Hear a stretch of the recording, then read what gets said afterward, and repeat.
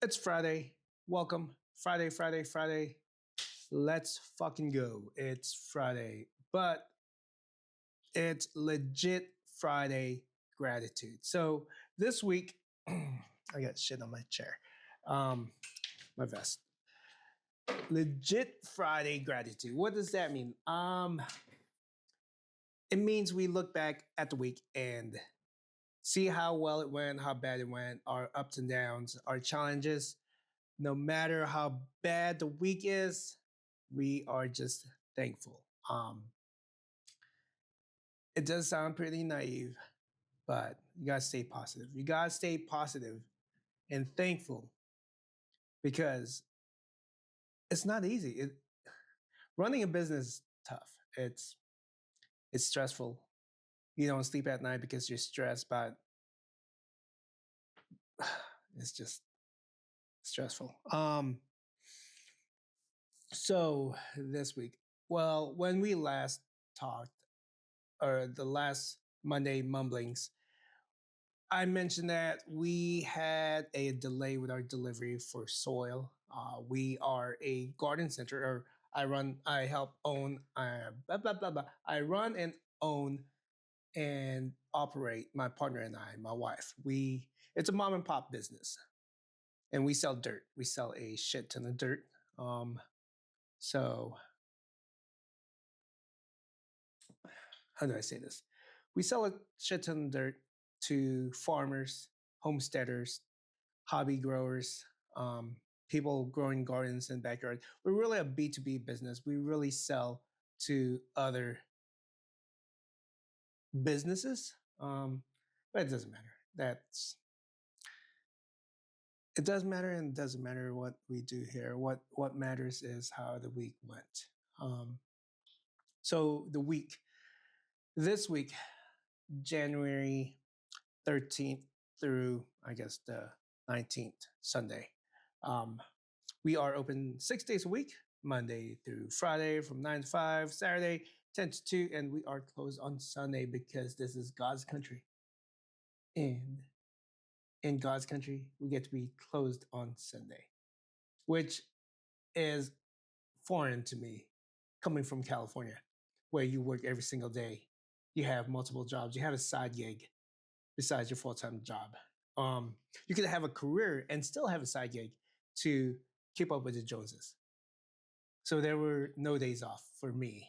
And here in Oklahoma, I do have Sundays off. Let me take that back. I it's not Sabbath. I don't rest. I have so much shit on my plate that on Sunday I'm still working.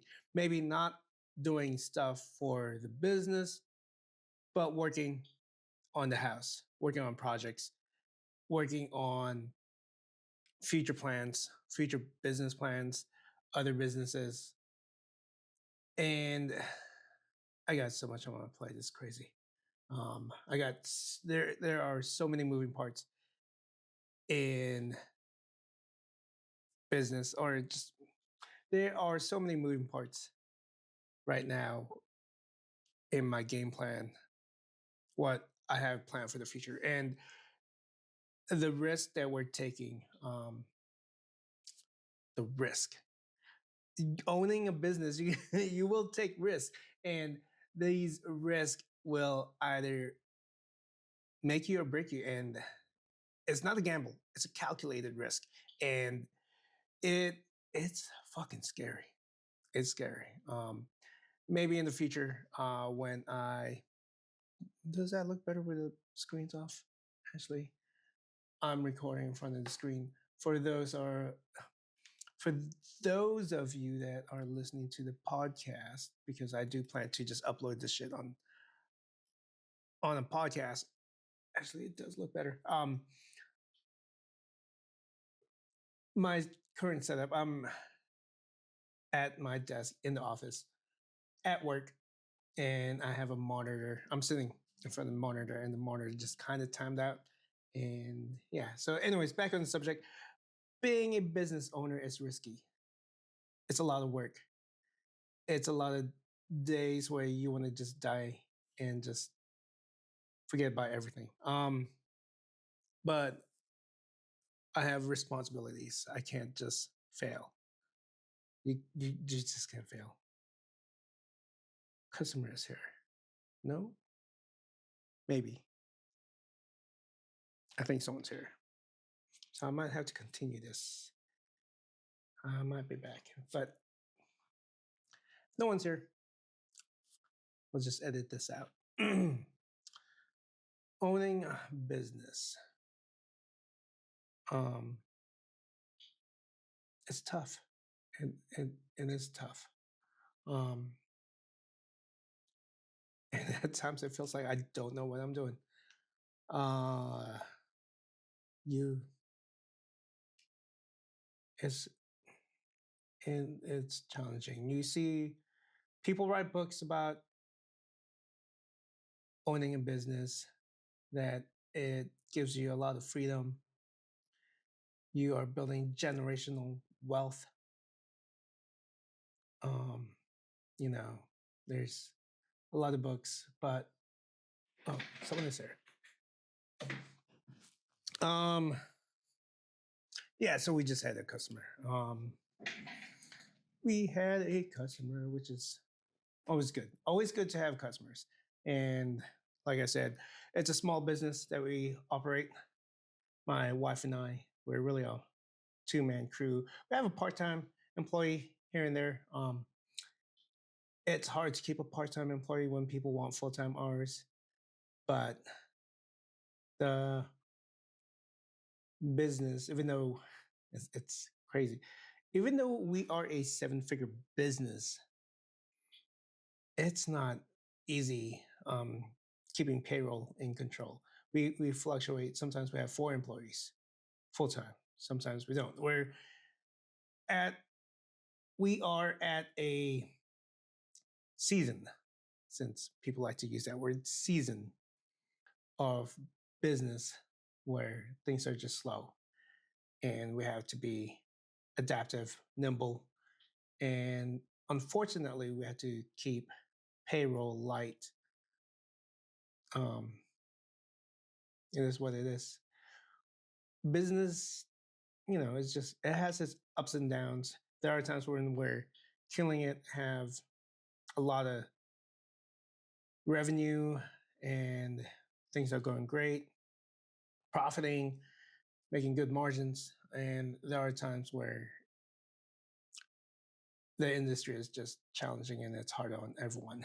And it's tough being a business owner, working with people for several years and having to let them go. It's tough. Or because I don't have the hours to give them, they have to find employment elsewhere. And I always wish them the best because I do want them to succeed. I never have ill will to any of my former employees.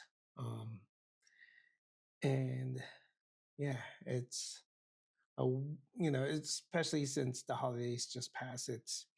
It's tough. People, you know, they want to provide for their family with presents and you know, food, shelter, all that stuff. But anyways, I'm going off on a tangent. Oh, he's back. So so yeah. Anyways, today is Friday. It's legit Friday. Gratitude. Um, this week, I am. I had a busy week this week. Um, Super busy. I had to go to Enid, Oklahoma, and Chickasaw. Actually, the original plan was to The original plan was to go from Tulsa to Enid, which is north central Oklahoma. Oh, for those of you that are unfamiliar with the state, Tulsa is in northeast part of the region in the state. So we got Tulsa. Then I was going to Enid, which is north central Oklahoma. Then shoot down to Oklahoma City, And from Oklahoma City, go to Chickasha, Oklahoma, which is, I want to say south of Oklahoma City, but it's more a little bit southwest of Oklahoma City. Then head back to Tulsa. Um, that is roughly a 500-mile round trip. And the main purpose of this was to check out some trailers. Here at the business, we do have a rental department where we rent out equipment, and we are trying to expand that area. And the idea was to go pick up some trailers. So the goal is to expand our rental department by including trailers. There are many times we get customers with just a Tesla, a Mercedes, or something tiny. It's a we have several customers that come in with these tiny vehicles, and we just stuff it. They're like, don't worry about the suspension. I need this. Let's stuff it. Put fertilizer in there, nutrients, soil, and I've seen Teslas and Mercedes, Cadillacs, all covered in dirt because the interior is filthy. We we try to be clean and everything, but it's it's interesting what people drive up. Um, you got farmers that don't own a truck. They have vans, but not everyone has a truck, which is interesting. Very interesting. So they use what they have, and there are times where they do have a vehicle, a truck, but they only could load so much due to payload or the space that they have in their bed. Where they're like, man, I wish I had a trailer. So the idea is to expand our rental department by picking up trailers that our customers or anyone else in the area could use. Um, we could also use it. We have a couple of tractors, compact tractors, a Kabuto, and an LS, 35 horses. Um, not major 10,000-pound farm tractors, but good enough tractors, with a combo loader and backhoe and auger, whatever, box blade. We have the attachments, forklift attachments. What we we have it. If they need their driveway graded, we have the box blade. If they have acres to mow, we have the brush hog. So yeah, we're gonna have the trailers so we could rent out the tractors and let those customers or whoever needs it run it out for the day. And then, yeah, we also have a forklift that we are willing to rent out. We have a brand new forklift. It's expensive, and we've had it for over a year and only placed maybe 100 hours at most. We don't operate it that much, but we needed a forklift for work, and our previous forklift just took a shit.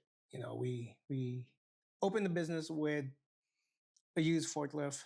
We got it for 7 grand, but transmission went bad. We've had issues with it. Hydraulic pump went bad. It's overheating. It's not shifting gears. So we traded it in.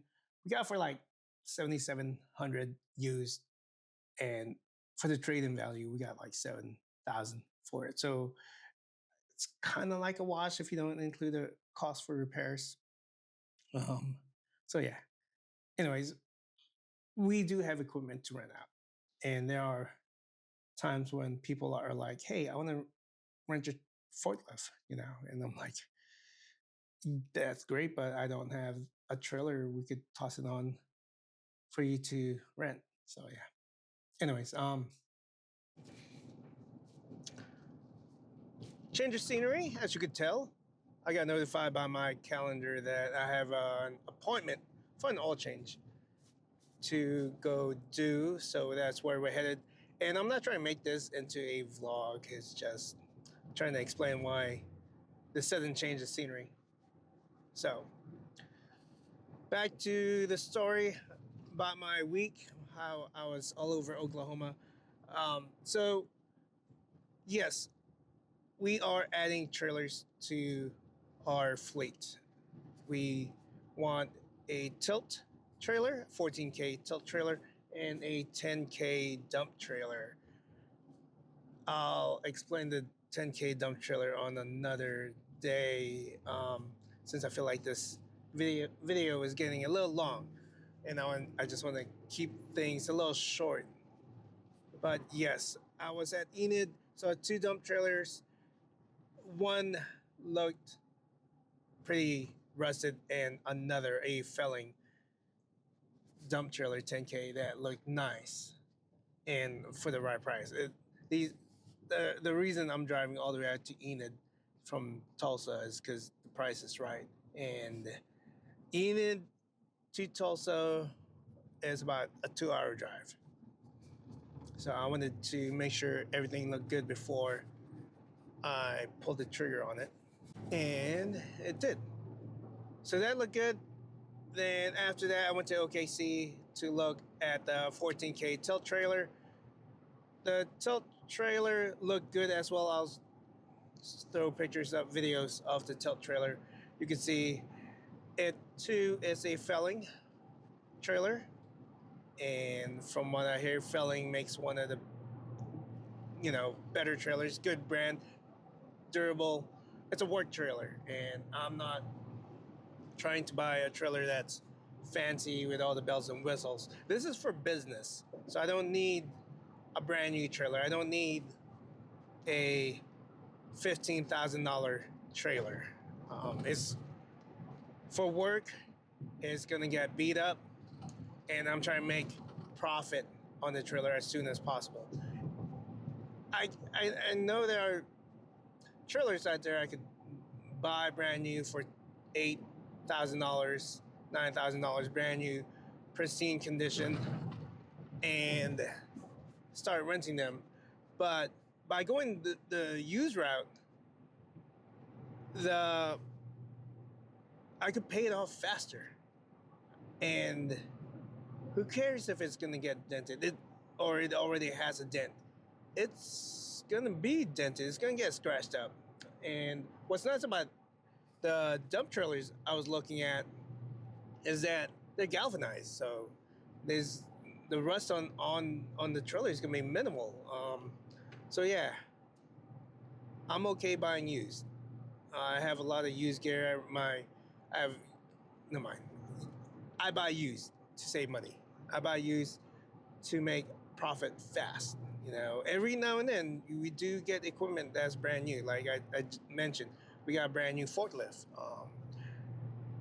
One of the reasons we got a brand new forklift is because we got tired of paying for repairs, and now we're like, damn it, we should still went used. Got another used forklift, and it is what it is. It's the forklift is just it's burning a hole in the pocket, and I'm just trying to find a way to put it to work. We do need a forklift, but at the same time, we need to make money with the forklift. It does help with the business. We wouldn't be able to survive without a forklift. So yeah, OKC 14K tilt trailer looked good, and since I was happy with the dump trailer I saw in Enid, I decided to forego the trip to Chickasha. Save myself, a couple hours, even though Chickasha to OKC is only 45 minutes, but still, for me to go from OKC to Chickasha and back home, that's like an hour and a half added to the trip. By foregoing that, I was able to save some time, and time is money. So, yeah. On the way back to Tulsa, halfway there, I found out that the dump trailer is sold. So, damn it. So I went to Chickasaw to go look at that other dump trailer. Anyways, that was Wednesday. Thursday, knocked out some deliveries since we got the truck that was supposed to show up last Friday showed up Thursday morning, early in the morning, and We were able to unload that with some help, break it down, knock out some deliveries early in the morning. So Thursday, yesterday, um, I was able to make some time and shoot down to Chickasha to go check out the dump trailer. So yeah, lots of driving. I do drive. I do spend some time on the road. I'm the main delivery guy at work because I like to be the point of contact to customers. Even though sometimes I'm working with the owners, sometimes I'm working with the employees. Maybe maybe once a week, I'm doing 200 miles. Besides that, all my other commute deliveries are less than 50 miles. So I had 3 deliveries yesterday, and that's all under 50 miles because a majority of our customers are in a small radius, from our base of operation, which is nice. I gives me the opportunity to knock out deliveries fast. So yeah, got to Chickasha, saw the dump trailer. It's not the dump trailer. The only thing I don't like about it is that it has a gas powered motor to dump. It's not battery operated. Um, but besides that, it looks good. Got brand new wheels that are only a year old. The the rust is very very minimal on it, and I was told with the service history that it didn't have much issues. So and the price is good on that, so I'm happy. And yeah, and if you do plan on buying used, I do recommend you should check out Herc Rentals. They are a heavy equipment rental business, and they do sell their equipment used from time to time. So they have a lot of inventory that they are trying to sell used at a good price. The dump trailer I'm getting for $4,000, and the tilt trailer I'm getting for $4,900. 18 feet. I forgot, like 82 inches wide, 79 inches wide, something like that. Tilt trailer with two 7K axles, got a Pendle. It's not a bumper pull. It is technically, but it's a Pendle. Has a donut ring. I have a contact at Herc that told me, I asked them for advice on some trailers, like what are their thoughts, and they're like, hey, you know what? Everyone. I know I was gonna tell this in a different video, but I guess I'll tell it here. A lot of people do get the 14K dump trailers. A lot of people are doing that. They have goosenecks. I don't have a gooseneck, but the idea is to rent these trailers out, and a 10K trailer is more easier to loan out than a 14K trailer. Someone with a F-150, it's going to be a good pull for them, but it's possible for them to haul with an F-150 towing 10K. So I wanted to keep the options open. In the future, I'll get a 14K dump trailer, but right now, I'm just trying to have it accessible to a lot of people. And I know there are a lot of people that really don't like renting out their dump trailers as a business. They rather drop it off, lock it up, and pick it up when it's done, and they'll go ahead and dump it. But I run a business. I don't have time to go dump and pick up, dump and pick up. Since I know this is the second time you guys are seeing me in my F-250. I do have a box truck at an Isuzu NPR. That's the one we use mainly for our deliveries. And I can't pick up a trailer with that.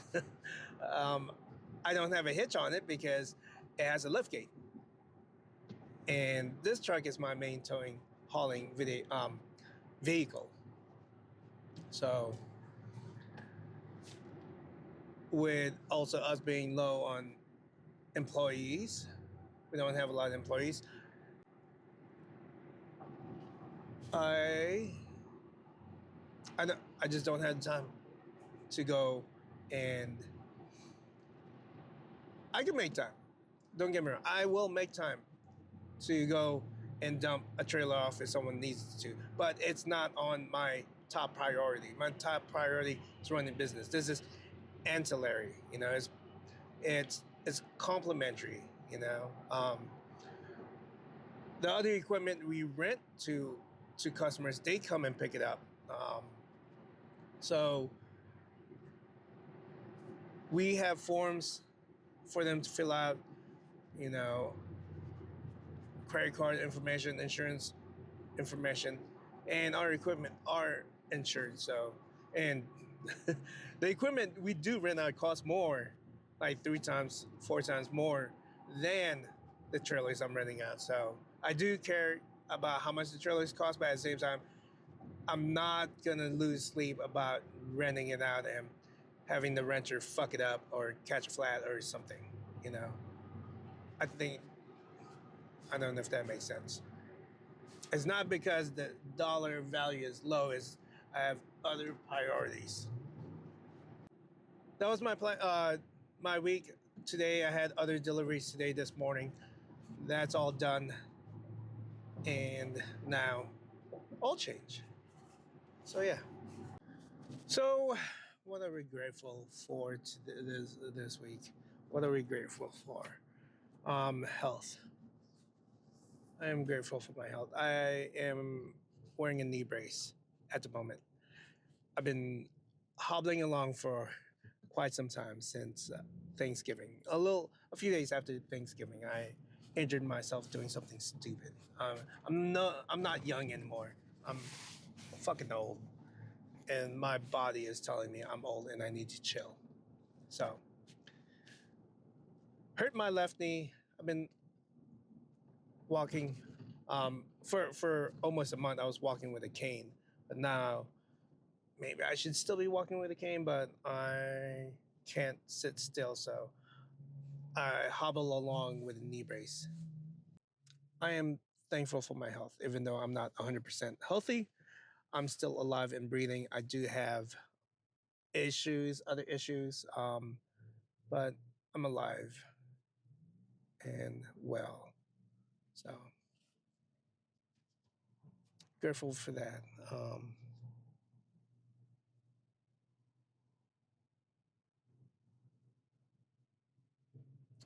We're we're not getting any younger, you know. We are not getting any younger, and the older that we get, we lose people that are close to us, you know, family, you know. And the only thing I could do, is make them proud by living living the best that I can, being good. So they could be looking down on me and just be proud, you know. Without them,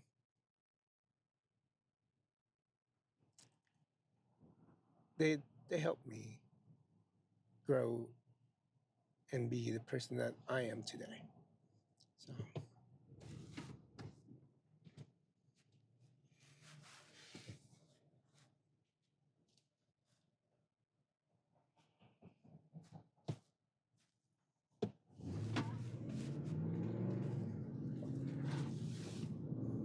so yeah, I am grateful to be healthy. I do plan to outlive my wife. Um, that's the goal. That's the plan.